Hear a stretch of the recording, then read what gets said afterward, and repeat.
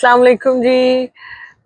हालात जंग तो जाहिर है उसके बारे में परेशान तो इंसान होता है, लेकिन मेरा ख्याल है इतनी परेशानी की ज़रूरत नहीं है। दुश्मन हमें डराना चाहता है तो डरना नहीं चाहिए। हमें अपने मामलात ज़िंदगी और मामूले ज़िंदगी के मुताबिक ही चलना है, एहतियात करनी है, जो कोई एक नॉर्मल एहतियात है।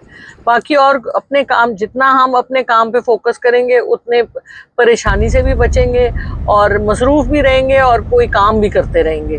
तो परेशान ना हो और फेक न्यूज़ से बचें। सोशल मीडिया से ख़ास तौर पे इज्तनाब करें, क्योंकि सोशल मीडिया पे बड़े गलत झूठे मैसेजेस जो हमें गुमराह करते हैं, हमें परेशान करते हैं और उनकी नीयत फैलाने वाले, आपको पता है, वो भी दुश्मन का आजकल वॉर का सबसे बड़ा तरीका जो है वो सोशल मीडिया का हरबा इस्तेमाल करना है। तो इससे केयरफुल होके चलें और एक दूसरे के लिए दुआ करें। अल्लाह ताला आपको और हम सबको अपनी अपनी हिफ्ज़-ओ-अमान में रखे और हमारे मुल्क को हमेशा शाद-बाद रखे। आमीन।